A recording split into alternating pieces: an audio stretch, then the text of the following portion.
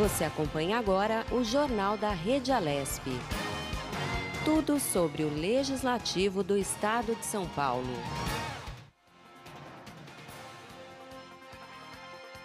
Olá, bom dia, seja bem-vindo ao Jornal da Rede Alesp dessa sexta-feira, a partir de agora, na Rede Alesp, uma programação especial de prestação de serviço, tudo ao vivo, utilidade pública e notícias do Parlamento Paulista. Comigo aqui, a Tayana Conrad. Tudo bem, Tayana? Bom dia, tudo bem, Guga?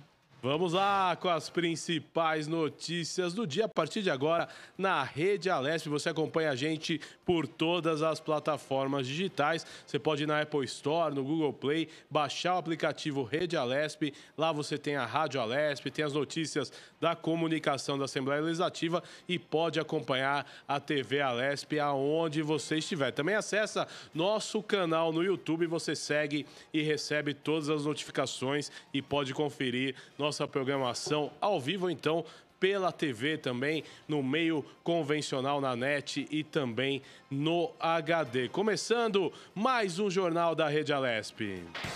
Jornal da Rede Alesp. Pela primeira vez na história do Parlamento Paulista, a Comissão de Constituição e Justiça e Redação, a CCJR, se reuniu de maneira online. A sessão virtual aconteceu ontem e os 13 deputados estaduais participaram e aprovaram os projetos em discussão.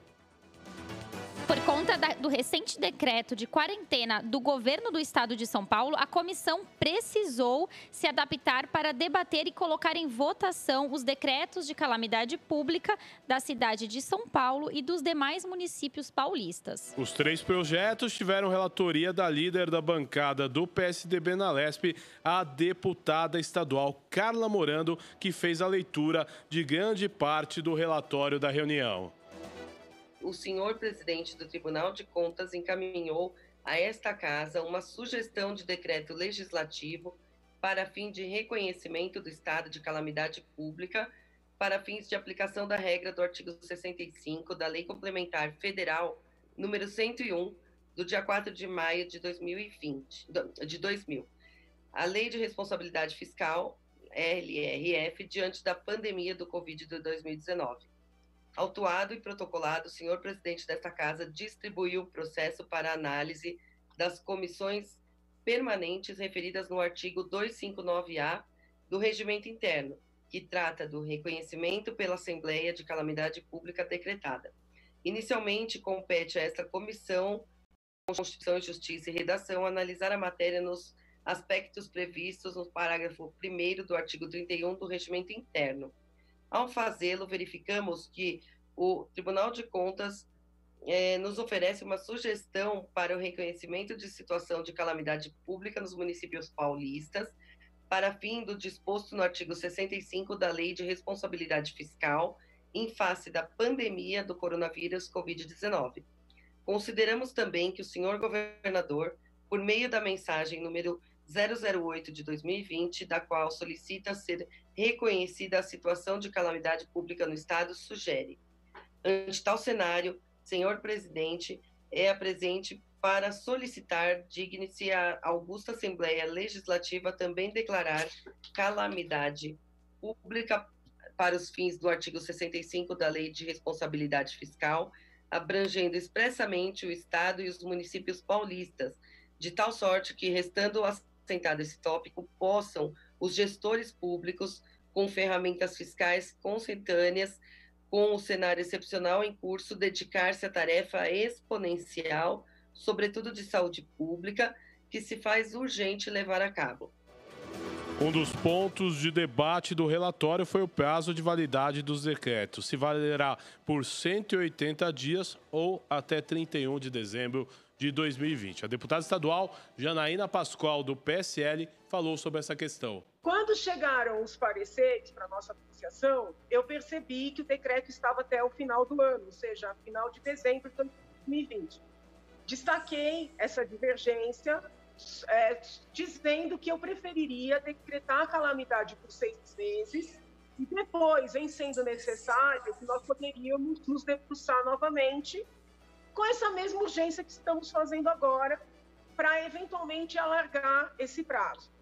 Ponderei que, sendo um ano eleitoral, que por enquanto não houve suspensão das eleições, tomara que não seja necessário, mas os fatos nos outros países indicam que talvez venha a ser, aí eu ponderei, estamos no ano eleitoral, é um pouco, vamos dizer assim, de liberalidade demais, né, dispensar os gestores dos rigores da lei de licitação, de contratação, e a jurisprudência predominante vai no sentido de que, quando tem decreto de calamidade pública, aquelas restrições da lei eleitoral também ficam flexibilizadas. Então, esses foram os argumentos que eu levantei. Alguns colegas se manifestaram dizendo o seguinte: Janaína, mas no âmbito federal houve o decreto até o final de dezembro, então nós estaríamos decretando, vamos dizer assim, por similaridade com o que foi feito no âmbito federal. Eu conversei de ontem para hoje, eu conversei com alguns especialistas que também criticaram esse decreto no âmbito federal até o final do ano, por entenderem que nós deveríamos nos vincular às declarações da OMS, ou seja, que pode ser que essa calamidade perdure por mais um mês, pode ser que perdure por mais 2 anos. Com a participação de todos os membros da comissão, esta primeira sessão virtual da CCJR foi considerada pelos parlamentares um sucesso e deve contribuir para dar andamento a outras importantes pautas, como explicou o presidente da comissão, o deputado Mauro Bragato, do PSDB. Fiquei um pouco preocupado, porque não conheço muito o funcionamento, não conhecia muito o funcionamento de um tipo de sessão como essa, mas deu certo, os deputados participaram, não tivemos nenhuma ausência, né, e foi muito bom. Os 3 itens que foram aprovados, a deputada Carla foi a relatora, há um entendimento do momento que nós estamos vivendo, um momento difícil, e quero crer que esse tipo de votação vai facilitar a vida do Estado, dos municípios e da cidade de São Paulo. Daí o presidente da Comissão de Constituição e Justiça e Redação da Assembleia Legislativa, deputado Mauro Bragato. Ontem foi um marco histórico, a primeira sessão virtual no Parlamento do Brasil, aqui na Assembleia Legislativa. Então, essa iniciativa que deu muito certo, e hoje tem mais. A partir das 2h30 da tarde tem um congresso de comissões também da forma virtual. É o Parlamento Paulista trabalhando pela população. As secretarias estaduais de saúde confirmaram 2.988 casos novos do coronavírus no Brasil, com 77 mortos. 58 deles estão em São Paulo. E a Paraíba atualizou o número de casos para 7 no fim da noite de ontem. Então, 7 casos na Paraíba. Já Porto Alegre teve sua segunda morte provocada pela doença, mas ela ainda não foi contabilizada pelo governo local. Jornal da Rede Alesp. E o governador de São Paulo, João Dória, em coletiva de imprensa na tarde de ontem, falou sobre as novas medidas para o combate do novo coronavírus. Ele cobrou que sejam tomadas medidas do governo federal para diminuir o impacto econômico da pandemia no país. O governador do Distrito Federal, Ibanez Rocha, assinou a carta também, portanto, agora a totalidade dos governadores do Brasil assinaram a carta que está sendo encaminhada neste momento ao presidente Jair Bolsonaro, com a solicitação de recursos para os estados para priorizar exatamente os microempreendedores, as pequenas empresas e os mais vulneráveis, aqueles que precisam de ajuda e proteção social neste momento. Portanto, a partir de hoje, vamos aguardar a decisão, a manifestação e eu espero a operacionalização do governo federal para ajudar estados e os estados poderem ajudar os municípios e priorizando aqueles que mais precisam de ajuda até passarmos por essa grave crise sanitária e econômica do coronavírus. Dória também anunciou que vai repassar para 80 municípios com mais de 100 mil habitantes, 218 milhões de reais para combater a pandemia. A exceção é a cidade de São Paulo, que terá uma verba específica que será anunciada na coletiva de hoje. Ele ressaltou como a verba deve ser utilizada também. O anúncio será feito para cidades menores. Estas 80 cidades com mais de 100 mil habitantes foram escolhidas para serem referência médico-hospitalar e seguindo a orientação científica do nosso Centro de Contingência do Covid-19 e orientações médicas e também estruturantes, com o apoio da Secretaria de Desenvolvimento Regional, do Marco Vignoli, que está aqui ao meu lado, e do Comitê Executivo Econômico, que tem a direção da Patrícia Ellen, a nossa secretária de Desenvolvimento Econômico. Na próxima segunda-feira, dia 30, nós vamos anunciar aqui no Palácio dos Bandeirantes o repasse para as cidades com menos de 100 mil habitantes. Nós temos 645 municípios no estado de São Paulo. Destes, 80 municípios estão sendo atendidos com esta medida a partir de agora, com validade a partir do dia 3 de abril. As demais cidades, as cidades que também merecem respeito e atenção, com menos de 100 mil habitantes, nós anunciaremos aqui mesmo no Palácio dos Bandeirantes, na próxima segunda-feira, dia 30. O dinheiro deverá ser utilizado integralmente pelas prefeituras, há mecanismos de controle e acompanhamento por parte do Governo do Estado de São Paulo para ajudar no combate ao coronavírus e também no atendimento a pessoas com vulnerabilidade social. E a importância da população ficar em casa durante o período de quarentena foi destacada pelo secretário estadual de saúde, José Henrique Germann. O secretário informou que, se for necessário, serão aplicadas medidas mais duras para a não propagação do vírus. O que nós estamos fazendo não é um isolamento, nós estamos fazendo um distanciamento social. O próximo passo, se houver necessidade, seria um isolamento domiciliar ou social. E se houver necessidade ainda de apertar mais esse cinto, nós teríamos que contar, aí seria o lockdown. E a característica aí é o uso da força policial para manter as pessoas em casa. Não estamos nesta situação ainda. Não sei se estaremos ou não, mas se nós mantivermos os idosos em casa, tal qual um lockdown, nós teremos um comportamento da crise que talvez nos favoreça nesse ponto para não colapsar o sistema de saúde. Por isso que eu gostaria de enfatizar o fique em casa. A doutora Helena Sato, que coordena o Centro de Contingência do Coronavírus, falou da importância da vacinação contra o vírus influenza, iniciada no dia 23, para idosos e profissionais da saúde. Ele não combate o Covid-19, mas evita que os mais vulneráveis precisem do Sistema Único de Saúde caso fiquem gripados. Nós estamos realizando uma campanha contra o vírus influenza. E nós não podemos deixar de vacinar as pessoas contra o vírus influenza. Então, algumas pessoas falam, então nós não vamos na campanha. Temos que ir sim. Porque a gente sabe muito bem, quando o vírus influenza comete grupos de risco, poderão evoluir com que complicações? Pneumonia e internação hospitalar. De novo, governador, mais um desafio para todos nós. E aí, eu quero, elogiar as nossas equipes de saúde, elogiar os municípios que estão fazendo as mais variadas atividades, não é? Indo na casa, vacinar. Tivemos aqui uma experiência inusitada, que os carros, as famílias vão dentro dos carros e as equipes dos municípios estão vacinando dentro dos carros. Para quê? Para que essas pessoas não fiquem na fila. Então, resumindo, eu queria mais uma vez aproveitar esse momento e reforçar também a importância da vacinação contra o vírus influenza.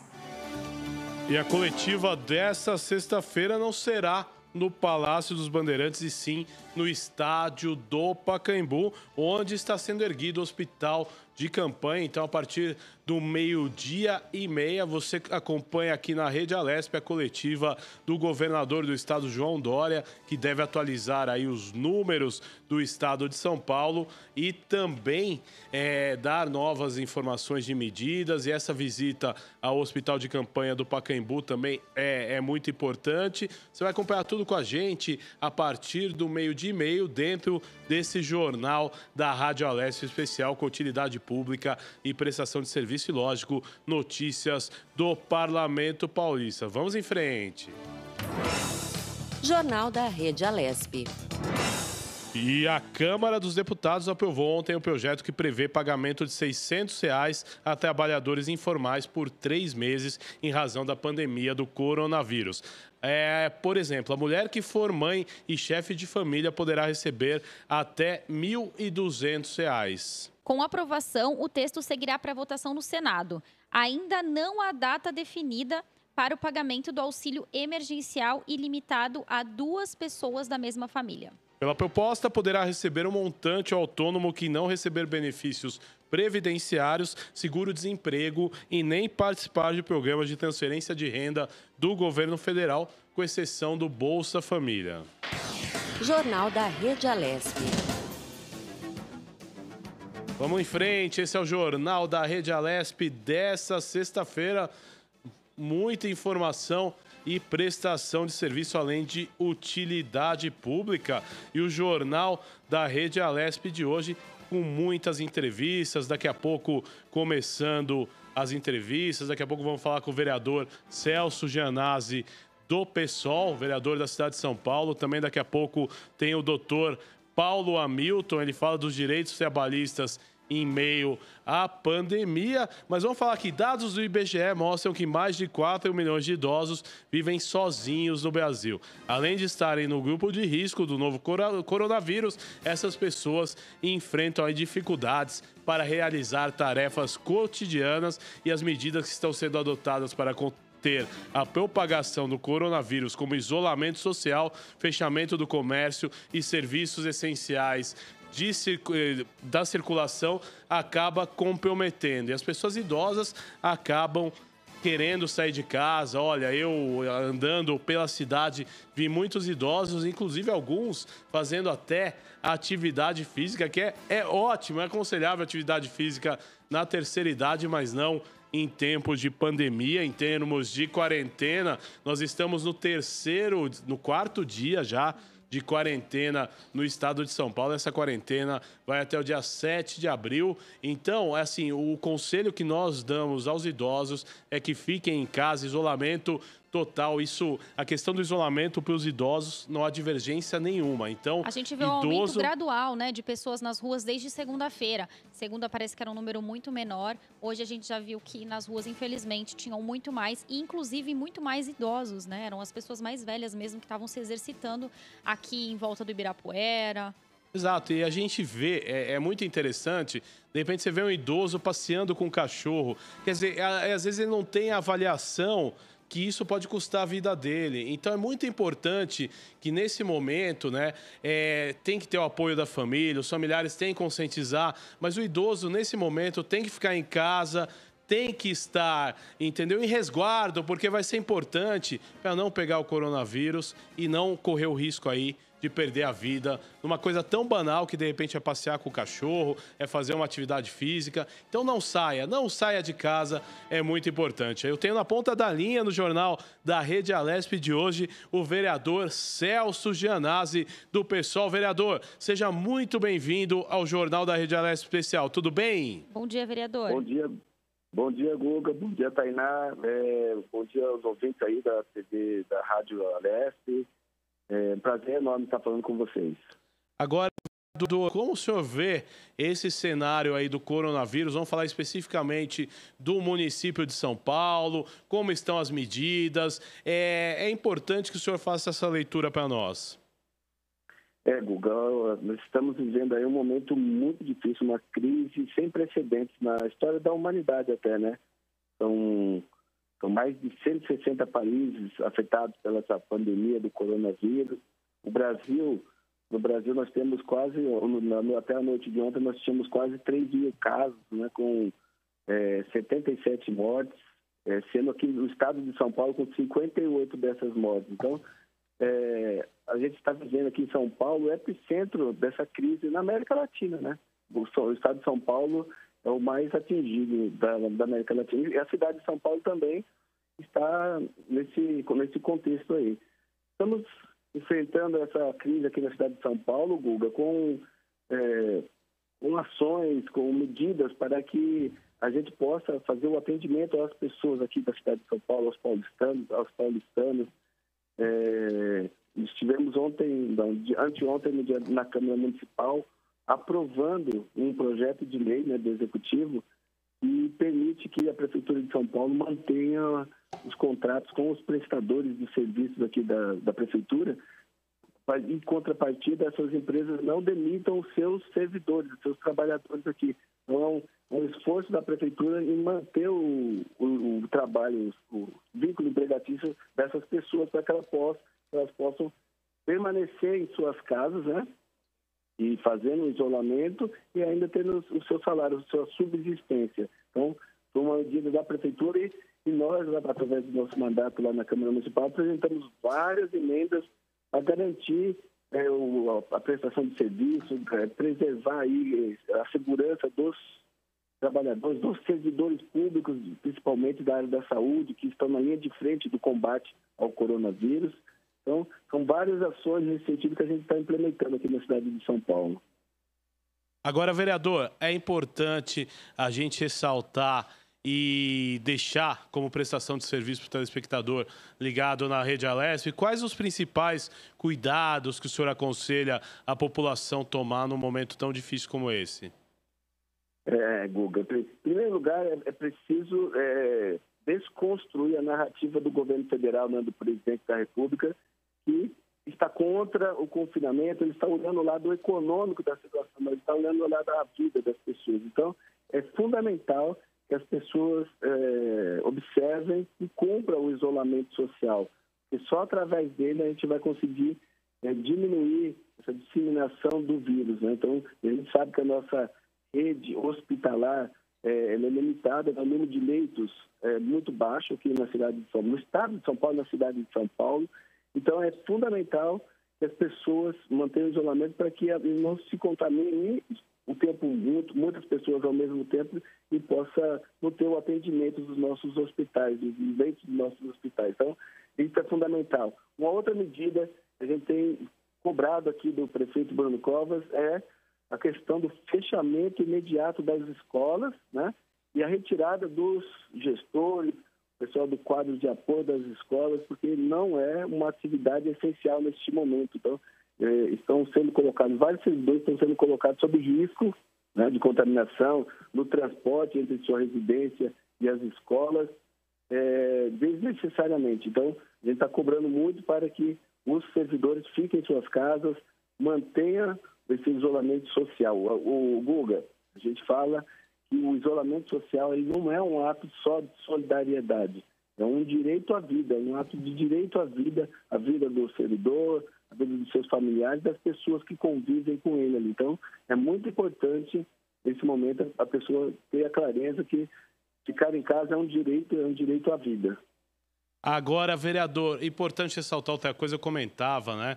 Muitos idosos nas ruas. É importante a gente fazer um apelo e mostrar o perigo disso, né, vereador? Isso, o Guga, a fala do presidente da República, ela vai na contramão do que diz os órgãos internacionais, a Organização Mundial de Saúde, os técnicos, os especialistas.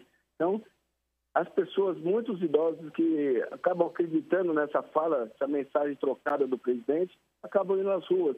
E são pessoas que estão no grupo de risco, né? São com mais de 60 anos, com doenças crônicas. Então, essas pessoas são mais suscetíveis aos efeitos do vírus. Então, é fundamental que a gente tenha campanhas de massa, de informação para que essas pessoas, os mais idosos, a televisão, o papel que faz os meios de comunicação é muito importante nesse momento para desconstruir essa narrativa de que o vírus não é tão letal, que é uma simples gripezinha. Isso não é a verdade. No mundo todo, nós estamos acompanhando, são milhares de mortes, né, no mundo inteiro. Então, a gente tem que conscientizar a população brasileira, aqui, e principalmente aqui a população paulistana e as pessoas idosas, para que fiquem em suas casas, para que se protejam, porque, infelizmente, o Covid-19 está sendo muito letal.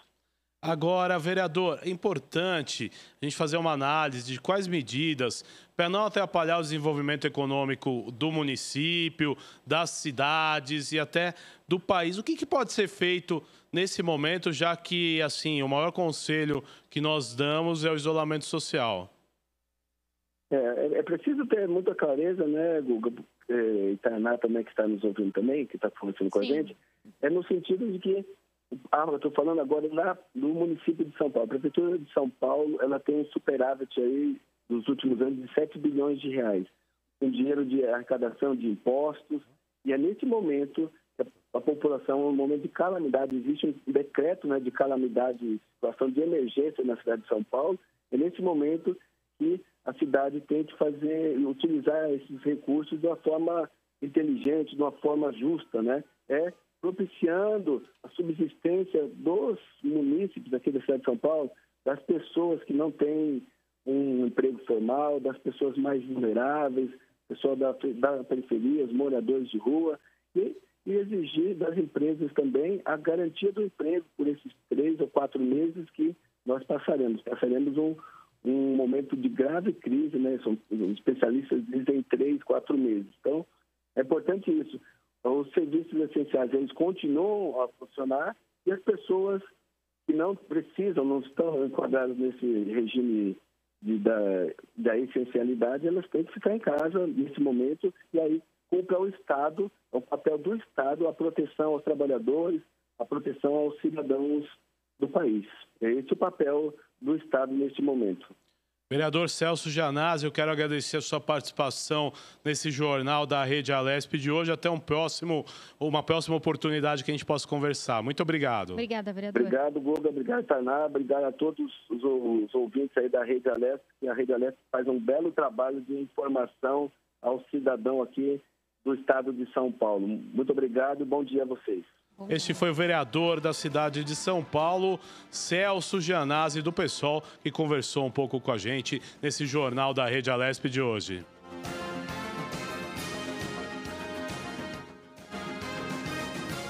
Dados do IBGE mostram que mais de 4 milhões de idosos vivem sozinhos no Brasil. Foi o que a gente exatamente falava agora há pouco, né? A gente tem os números, é legal a gente repassar esses números, né? Agora... Sim. O Rio de Janeiro e o Rio Grande do Sul têm o maior número de idosos vivendo sozinhos em relação à população total do estado. No Rio, 544 mil pessoas com mais de 65 anos morando sozinhas, ou 3,2% da população. Entre os gaúchos, há 351 mil idosos vivendo só, ou 3,1% da população. O estado com menos idosos vivendo sozinhos é o Amapá, com 4,8 mil, ou 0,5% da população, Guga. Tá certo. A Tayane Conrad atualizando os números, e nós temos mais uma entrevista no jornal da Rede Alesp. Agora a gente vai falar com o advogado trabalhista, o Dr. Paulo, que vai dar um apanhado para a gente da questão do emprego, da questão dos direitos do trabalhador. Dr. Paulo, seja muito bem-vindo à Rede Alesp. O nosso contato é via Skype. Muito bom dia, doutor. Bom dia a todos. Doutor, é importante que a gente faça um paralelo neste momento, né? Teremos muitas perdas de emprego devido à crise, né? Realmente, os postos de trabalho, a tendência é que eles diminuam. Como o senhor vê esse cenário na questão trabalhista? O que pode ser feito para apaziguar isso, para que o Brasil não entre aí numa maré ainda maior de desemprego? Bem, bom dia a todos. É uma situação preocupante, uma situação de exceção que ocorre nesse momento, né? Que no direito se caracteriza como força maior ou caso fortuito. E nós temos 2 direitos que precisam ser preservados. O direito à livre iniciativa, o direito dos empresários de realizarem sua atividade e o pleno emprego. Não é? Então, como conciliar esses 2 direitos, que são direitos constitucionais previstos na Constituição? O que eu tenho falado em todos os momentos é o bom senso. É a transação, é cada um abrir mão um pouquinho dos seus direitos para preservar tanto a empresa quanto o pleno emprego. Existem algumas proteções que foram estabelecidas contra essas demissões, né? O teletrabalho é uma delas.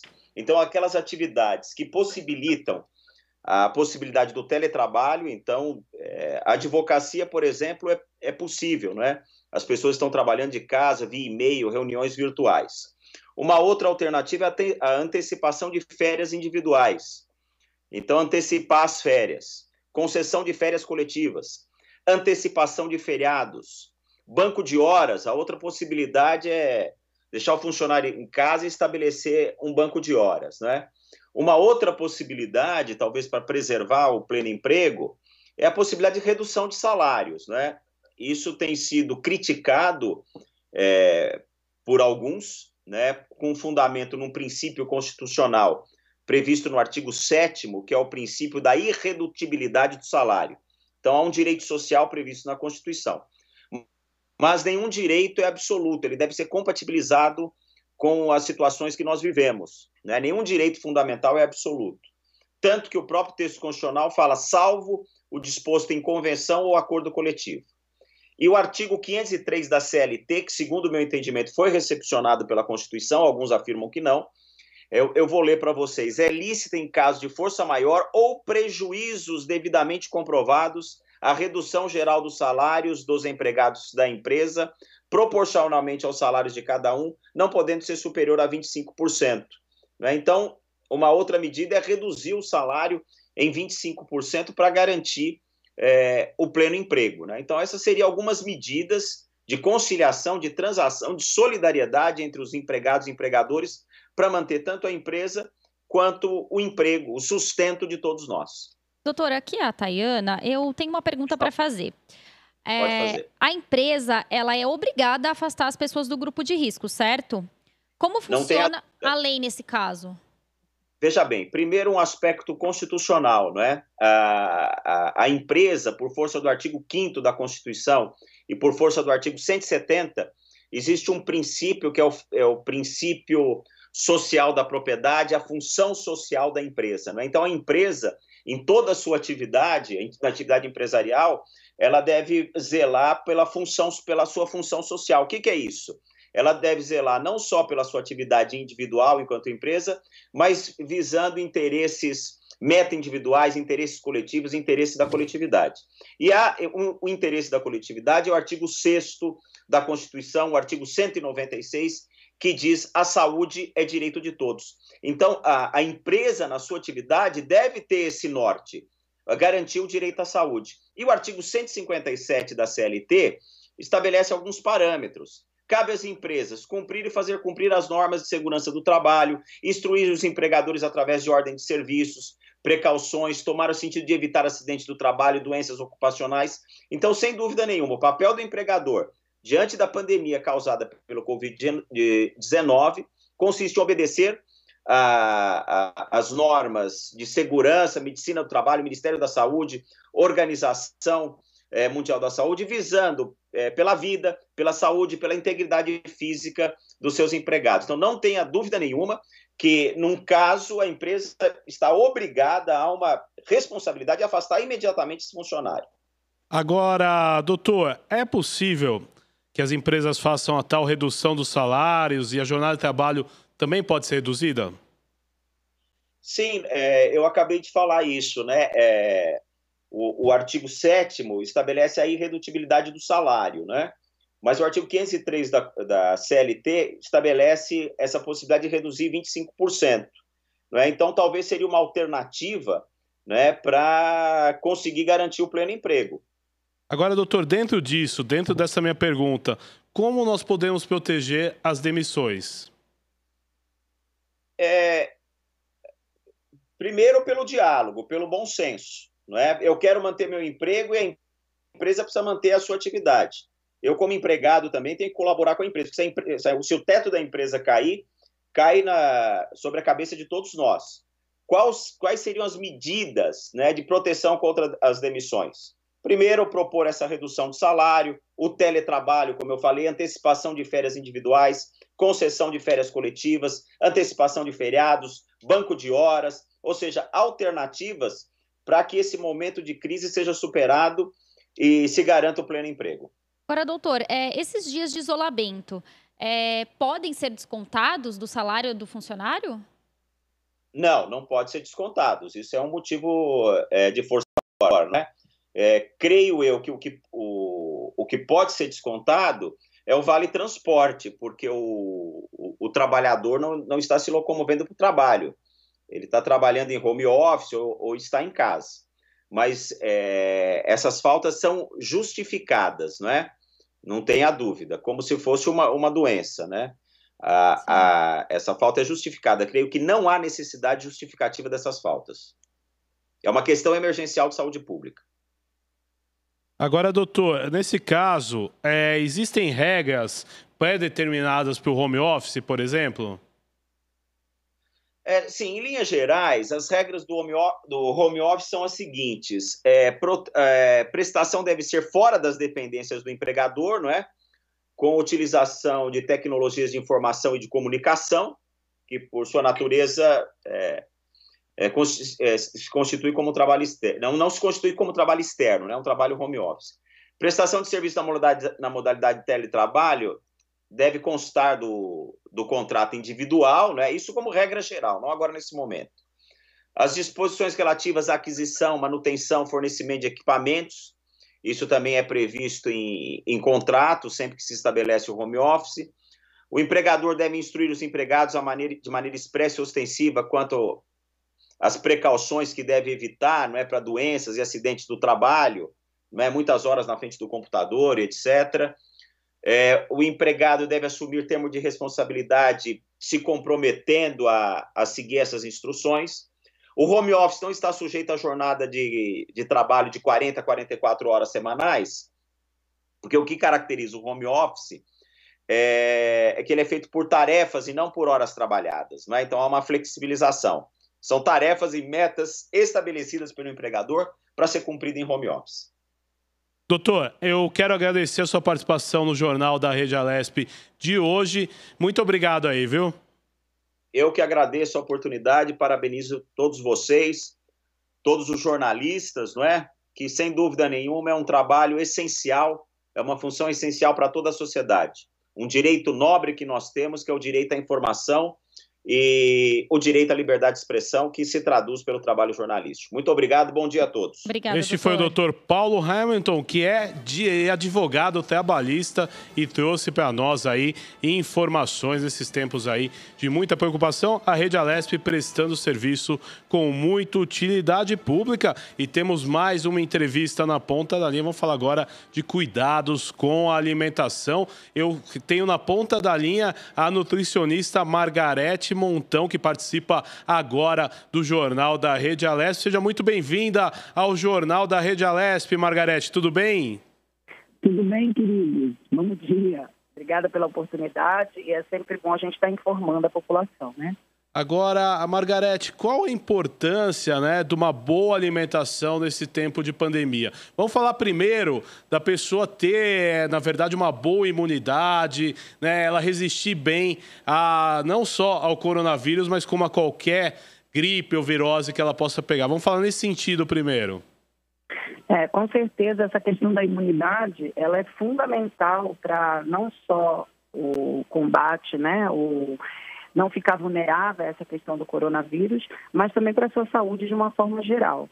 Então, tem algumas orientações que a pessoa pode fazer, né? Beber bastante água, tem algumas bebidas, alguns alimentos que a gente consegue colocar em uma única bebida para a pessoa ficar tomando isso, alguns chás. Isso tudo à base da alimentação consegue blindar esse sistema imunológico para a gente não ficar tão vulnerável. Agora, Margarete, vendo por outro lado, as pessoas estão ficando em casa, em home office e no convívio familiar. Elas acabam comendo mais. Como manter uma dieta saudável em casa, que às vezes você está o dia inteiro em casa sozinho, às vezes, com a ansiedade lá em cima. Quais os hábitos que a pessoa deve manter? A ansiedade, né, é um fator importantíssimo nesse aspecto de você comer mais, né? Então, tem algumas orientações que a pessoa deve seguir para que essa ansiedade não seja... para que essa ansiedade não nos sabote, né? Por exemplo, não ter em casa guloseimas, né? Chocolates, balas, Toda vez que a gente tem essas coisas em casa, a probabilidade da gente usar é muito grande. Ter comida de verdade, né? Frutas, verduras, legumes, porque a hora que você sentir fome tem algumas coisas mais saudáveis, né? Para você comer. Evitar ficar beliscando, porque essa ansiedade, ainda mais quando a pessoa fica sendo informada da situação, a pessoa fica beliscando todas as horas. Não comer em frente à televisão, computador, mexendo no celular, porque o cérebro ele entende uma coisa de cada vez. Então, se você estiver mexendo no computador, numa televisão e ficar comendo ao mesmo tempo, o cérebro nunca vai entender que você está ali comendo, e sim prestando atenção no que você está assistindo, né? Margarete. E é muito importante dizer também que quando você for comer, você se preparar para aquele momento, né? Fazer 3, 4 refeições no dia, mas sentar, separar, fazer o seu prato, sentar e aí comer prestando atenção naquilo que você está comendo. Margarete, beber muita água, isso é muito importante para essa questão do sistema imunológico, mas também para manter o estômago cheio, para que você não tenha espaço para ficar comendo fora de hora. Porque assim, o reflexo da fome ele é muito próximo do reflexo de sede. Às vezes a gente está com vontade de comer alguma coisa e, na verdade, você está com sede. Então, sempre que você estiver com vontade de comer algo, você bebe um copo d'água, que se passar era sede, não era fome, né? E alguns alimentos que a gente preconiza nesse sentido, para que a pessoa, como eu falei, comer comida de verdade, né? Ficar longe dos carboidratos refinados, né? Pão branco, arroz branco, macarrão branco, farinhas de uma forma geral, né? Comer mais os integrais, as verduras, os legumes, as frutas, usar bastante gordura boa, como coco seco fresco, é muito legal se a pessoa tem o hábito de beliscar, então lascas de coco seco fresco, as proteínas saudáveis e ovos, carnes magras, isso é muito importante para que a gente consiga ter uma alimentação mais dentro do que é macro, carboidrato, proteína e gorduras mais saudáveis, né? Os abacates também são muito bons nessa hora, porque ele tem muita gordura, então ele sacia bastante. Margarete, aqui é a Tayana. Bom dia, tudo bem? Olá, tudo bem. Tá bom. Eu tenho uma pergunta para fazer sobre a higienização dos alimentos agora com essa história toda de coronavírus. Qual que é a importância? O que a gente deve fazer? Cheguei do mercado com a minha compra, com as minhas frutas, minhas verduras. O que eu tenho que fazer para higienizar esses alimentos, não correr risco nenhum, já que a gente não sabe exatamente, né, se tem esse risco ou não de contágio através da alimentação? Sim, a gente deve lavar em água corrente sempre. Eu sempre oriento meus pacientes a deixar de molho um pouco de bicarbonato de sódio. O bicarbonato ele ajuda não só com os ativos que são jogados nas plantas, né? Como em caso de bactérias, vírus, essas coisas. Então, deixar pelo menos por uns 10, 15 minutos essa verdura ou esse legume, essa fruta, de molho no bicarbonato, depois lava, tira o excesso e aí você pode consumir. E sempre consumir assim que fizer essa higienização. Agora, Margarete, é importante também... A pessoa guarda e depois... higieniza, guarda e depois come. Então, sempre que for fazer essa higienização, comer em seguida. Agora, Margarete, é importante a gente perguntar também, e a alimentação dos nossos filhos, né? As crianças estão em casa, estão sem aula, e a tendência é querer sair da linha, não tem jeito, né? Como a gente pode cuidar da alimentação das nossas crianças? Sim, nada é proibido, né? Contanto que a gente controle a questão da quantidade que se come, não deixar ficar beliscando, como eu falei, não ter tantas guloseimas e dar comida de verdade. O que mais a gente preconiza para os pequenos é a qualidade e não a quantidade, porque estamos em fase de crescimento, de desenvolvimento, então a gente precisa dar comida de verdade, mas sempre quantificar essas refeições, né? Não deixar pular a refeição, dar bastante água, porque às vezes a criança, ela, assim como o adulto confunde fome com sede, o pequeno mais ainda, né, que não tem muito essa noção. Então, procurar hidratá-lo bastante com água de coco ou água mesmo natural, a melhor bebida é a água, e aí fracionar essas refeições e dar comida de verdade. Lógico que uma vez ou outra, uma vez na semana, não é porque está dentro de casa que eu vou comer guloseimas ou pizza, pipoca toda hora, né? E preconizar isso como no fim de semana, por exemplo, né? No fim de semana, sim, está liberado, mas durante a semana, que seria a rotina dele estar na escola, evitar esse tipo de alimentos. Agora, Margarete, é importante também a gente, em título de utilidade pública, e os idosos, hein? Como devem cuidar da alimentação, porque afinal eles são um dos maiores grupos de risco nesse coronavírus. Exatamente. Tem um shot, uma bebida que eu passo para blindar, como eu falei, esse sistema imunológico, que é uma bebida shot, uma bebida que a gente toma num gole só, né? Então, você pode usar um limão espremido, os idosos principalmente, uma colherinha de café, aquela colher bem pequenininha de açafrão em pó. O açafrão é um alimento mais anti-inflamatório e excelente para o sistema imunológico que temos. O gengibre em pó, também uma colherinha de café. E um pouco de pimenta, pode ser a pimenta do reino ou a pimenta caiena. E aí você mistura tudo e toma num gole só. Se a pessoa tiver um pouco de sensibilidade ao limão, ela pode fazer isso com a laranja ou com um pouco de água também. Então, essa é uma bebida que os idosos podem usar em jejum. Aliás, qualquer pessoa pode usar, mas principalmente o idoso, ele consegue usar essa bebida em jejum para que seja a primeira coisa que entre no seu organismo e ele consiga fazer uma blindagem nesse sistema imunológico. No mais, seguir as recomendações que eu falei em relação a comer comida de verdade, beber bastante água. As pessoas têm muito essa coisa de meus pacientes falam, mas eu bebo muita água e vou no banheiro. Então, agora não tem desculpa. Agora está em casa, pode ir no banheiro quantas vezes quiser. Isso quer dizer que o rim está funcionando bem. Então, o idoso precisa, porque o idoso ele desidrata muito. Aqui em São Paulo a gente está com o clima agora, com esse outono, o clima fica mais seco, então precisa hidratar, precisa usar esse shot que eu falei, acabei de dar a receita, para que a gente consiga, comendo comida de verdade, para que a gente consiga ficar um pouco menos vulnerável. Agora, Margarete, eu quero que você deixe uma mensagem para o telespectador e também para o ouvinte ligado na Rede Alesp dos principais cuidados nos tempos de hoje, na sua opinião, os cuidados que todo mundo tem que ter. Eu acho que esses cuidados, além dessa quarentena, acho que a quarentena principalmente é para os idosos, o público de risco, o público que tem doenças não transmissíveis, as pessoas que têm alguma patologia já crônica e os idosos. Que fiquem realmente em casa. Acredito que o Brasil não pode parar por conta de um vírus que nós temos mais inteligência para combatê-lo. Então, a gente precisa entender que ninguém precisa entrar em desespero. Eu acho que as autoridades no assunto já estão resolvendo esse problema, vamos combatê-los, mas eu acredito, na minha opinião, que o Brasil não precisa parar por conta disso. A gente precisa, sim, preservar os nossos idosos, as pessoas que são de risco, né, de alto risco, que têm alguma doença ou uma doença crônica, mas a gente precisa seguir a vida, não se desesperar e acreditar que nós podemos fazer isso de uma forma tranquila, né? E às vezes a pessoa fica ela já está ansiosa porque está em casa e fica assistindo muita coisa ao mesmo tempo, a pessoa só fala disso e essa ansiedade aumenta. Então que a gente se acalme, que a gente consiga acreditar que essas coisas vão passar e vai ficar tudo bem.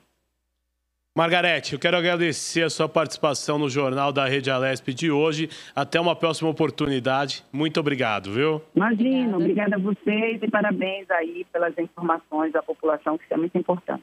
Eu conversei com a nutricionista Margarete Montão, que falou aí dos cuidados com a alimentação que nós devemos tomar no tempo de quarentena. Você acompanha o Jornal da Rede Alesp de hoje com muita informação, prestação de serviço e utilidade pública aqui para você durante toda a manhã. A gente vai tocando aqui as informações também do Parlamento Paulista. Grandes empresas no Brasil se mobilizaram para ajudar financeiramente os governantes e a população no Covid-19. As empresas, em parceria com a Prefeitura de São Paulo, vão construir 100 leitos hospitalares equipados para o Sistema Único de Saúde. O novo centro de tratamento para pacientes infectados com o novo coronavírus será atendido exclusivamente pelo SUS na capital paulista. O edifício será anexado ao Hospital Municipal M. Boimirim, na Zona Sul, e terá os seus primeiros 40 leitos entregues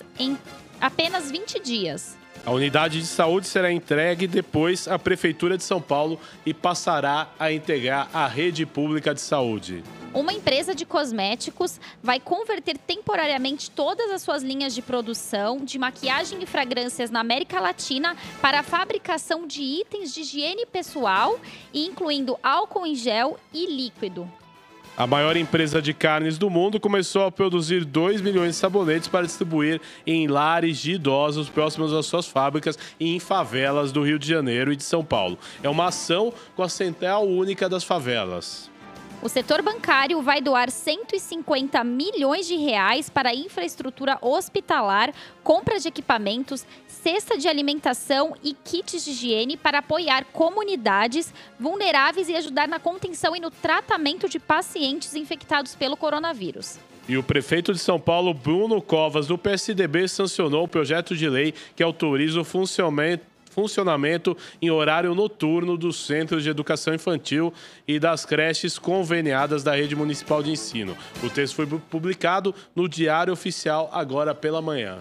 Aprovado em março deste ano, na Câmara de Vereadores, o projeto destina o serviço exclusivamente ao atendimento de crianças cujos pais ou responsáveis trabalharem ou estudem no período noturno. Segundo o texto, o vereador Gilberto Nascimento Júnior do PSC, a ideia surgiu da demanda de famílias em que os pais trabalhavam em horário noturno e não tem como deixar seus filhos sozinhos.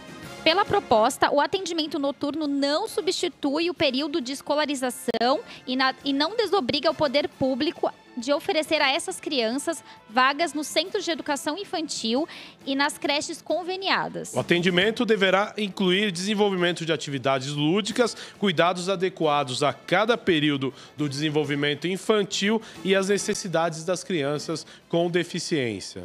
A proposta ainda determina que o tempo de permanência das crianças no período noturno e em creches somados não poderá exceder 10 horas diárias. O responsável pela criança atendida poderá buscá-la em qualquer horário durante o dia ou atendimento noturno.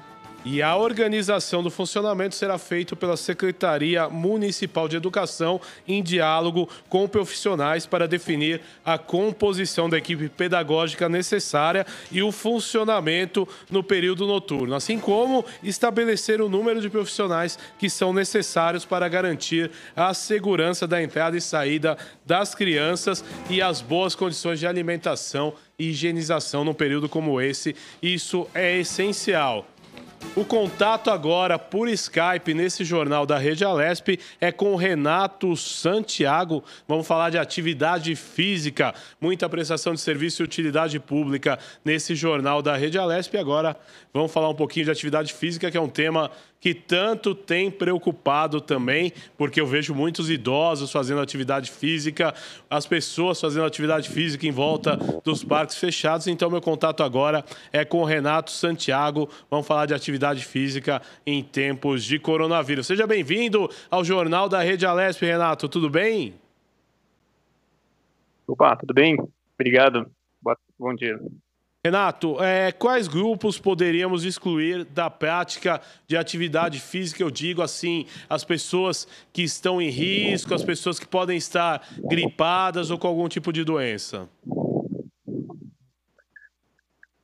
Na verdade, se você estiver gripado ou se sentindo não se sentindo bem, não mal-estar, você não deve realmente fazer atividade física, né? Porque a atividade física, ela diminui o seu sistema imunológico. Como você provoca um estresse no organismo, você acaba diminuindo o seu sistema imunológico e o corpo precisa recuperar. Então, se você estiver se sentindo gripado, se não tiver, dormiu mal, se alimentou mal, evita atividade física. Agora, se você já está adaptado, já tem a atividade física que faz parte da sua rotina, você pode manter ela naturalmente, sem problema nenhum. Renato, aqui é a Tayana, tudo bem? Opa, tudo bem, Tayana? Tudo certo. Quais os cuidados com a população em geral, né? Nesse período que a gente não pode fazer atividade física, o que a gente deve fazer, aonde a gente deve fazer, como a gente deve adaptar aí a nossa vida nesse tempo aí de Covid-19, né? Na verdade, agora as academias estão fechadas, né? Pelo menos grande parte do Brasil a academia está fechada. A gente deve procurar fazer atividade em casa. Às vezes, se tiver um quintal ou uma praça disponível aí, claro que deve evitar o contato com outras pessoas, atividades isoladas, mas deve manter sim, tá? Faz muito bem tanto para o organismo como para a parte mental. Então é importante manter a atividade física. Agora, é importante a gente perguntar também, eu vejo, Renato, muitas pessoas fazendo atividade física em pleno parque, né? Na verdade, em volta dos parques que estão fechados. E eu vejo que elas não estão nada preocupadas com a situação de quarentena e tudo mais. Isso não é uma prática correta, né? Não, de jeito nenhum. Tem que tomar muito cuidado, porque acontece, quando a gente está treinando, a gente acaba transpirando mais, a gente acaba, a frequência respiratória é maior, então a gente fica baforando, aquela respiração mais ofegante. E se você tiver em contato com o vírus ali, você fica muito mais fácil, muito mais acessível ao vírus do que treinar sozinho, isolado em casa, né? Então tem que tomar cuidado quando as pessoas estão praticando em volta do parque ou em grupos, né? Tem que tomar muito cuidado. Renato, e atividade... evitar, claro. E atividade física para idosos em casa é segura? Porque a gente sabe aí, né, da fragilidade, às vezes, dependendo da idade do idoso, se ele é acostumado ou não. O que a gente faz? Contrata um personal para ajudar o idoso a fazer um exercício em casa ou não? Como que ele pode fazer aí para fazer as atividades e, né, não se lesionar, enfim, com segurança? O ideal, lógico, é contratar um personal, ter um profissional ali para estar orientando, né? Mas às vezes não é possível. O que eu recomendo é fazer umas atividades diárias. Por exemplo, o simples fato de a pessoa sentar numa cadeira e levantar, que é uma atividade comum do dia a dia, a pessoa está realizando um agachamento, que é um ótimo exercício para fortalecer os membros inferiores e a região do core, né? Abdômen, lombar e quadril. Agora... Mas, é claro, o profissional ali vai orientar muito mais e vai dar mais segurança para o senhor de terceira idade. Se a pessoa tem algum problema, algum osteoporose, obesidade, problema cardíaco, aí é até recomendado fazer com ou o personal ou, de repente, um fisioterapeuta para estar melhorando a qualidade de vida do idoso, né? Agora... Mas é possível fazer em casa, sim. Exato. Agora, dentro de casa, né, eu tenho que tomar cuidado, né, com o meu espaço físico para não causar acidentes. É o que você falou, de repente, o idoso, às vezes faz uma caminhada num piso aí frio, né, um piso que pode ser escorregadio. Quais são os cuidados principais que eu devo tomar em relação a isso? Agora que a galera tá treinando muito em casa, tem que tomar muito cuidado, né? Principalmente, às vezes tem um tapete ali que escorrega, às vezes tem algum móvel ali, se esbarra, quebra. Ou até às vezes passa o cachorro correndo, a criança correndo, brincando ali, e você acaba machucando alguém. Então você tem que tomar muito cuidado. O ideal é afastar bem os móveis, né? Com um piso não escorregadio, né? Claro, se tiver um colchonete é até melhor. Então você prepara o ambiente para sua atividade, né? E aí o segundo passo, claro, é ter a orientação. Se você for fazer sozinho, você precisa ter orientação para não fazer o exercício errado e acabar se machucando, né? Então, às vezes a galera inventa, pula, agacha, levanta, gira para lá, gira para cá e talvez o seu corpo não esteja preparado para aquilo, né? E aí você acaba se machucando feio. Ô, Renato, e agora, né, nesse tempo de... tem que todo mundo ficar dentro de casa. O pessoal está optando por entrar no YouTube e procurar vídeos de exercício físico. É seguro? Dá pra gente fazer isso? Dá pra confiar? Então, foi o que eu comentei, né? Não, tem que tomar muito cuidado com essa parte. Porque senão você pode acabar escolhendo um exercício, uma atividade ali que não é ideal para o seu nível e acabar se machucando, né? Existem muitos aplicativos, até vídeos no YouTube que eles tentam direcionar, né? Eu mesmo faço, às vezes, treinamento online, mas eu sempre busco verificar o nível do aluno, as dificuldades dele, o ambiente que ele vai treinar, se ele tem algum material disponível, tudo, e aí eu cria os exercícios baseado no momento dele, né, no organismo dele. Senão o risco de lesão e de ser pior a atividade, não ser benéfica, é muito maior, né? Tem que tomar cuidado.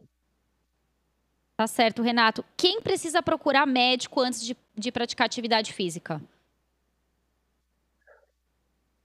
Na verdade, todo mundo tem que estar fazendo sempre um check-up, né? Tá sempre acompanhando. Mas, normalmente, quando a gente vai fazer uma atividade física, os personagens, a gente faz chama parquet, né? É uma ficha, é um questionário para avaliar se a pessoa está apta a fazer atividade física. Então, são 7 perguntas ali. Se ele responder sim para uma delas, tipo, eu tive um desmaio durante uma atividade física uma vez. Aí, normalmente, a gente recomenda ela ir pro médico, né, para fazer todos os exames, para ela treinar em segurança. Não é que ela não pode treinar, tá? Ela pode treinar, só que ela vai começar com as atividades mais simples, um negócio bem mais leve, nada muito intenso, até que ela entregue esse exame aí e que possa treinar com mais segurança. Renato, eu quero agradecer a sua participação no Jornal da Rede Alesp especial de hoje. Até um próximo encontro. Obrigado, viu? Agradeço. Este foi o Renato Santiago, que é educador físico e falou das atividades físicas nos tempos de coronavírus, né? Não é nada fácil essa questão da atividade física. Como eu falo, as pessoas não estão respeitando a quarentena e é necessário que seja respeitado. Eu vou para um rápido intervalo comercial. Já já a gente volta com muito mais nessa programação. E, na verdade, é um rápido intervalo aqui na Rede Alesp. Muito obrigado. Até já.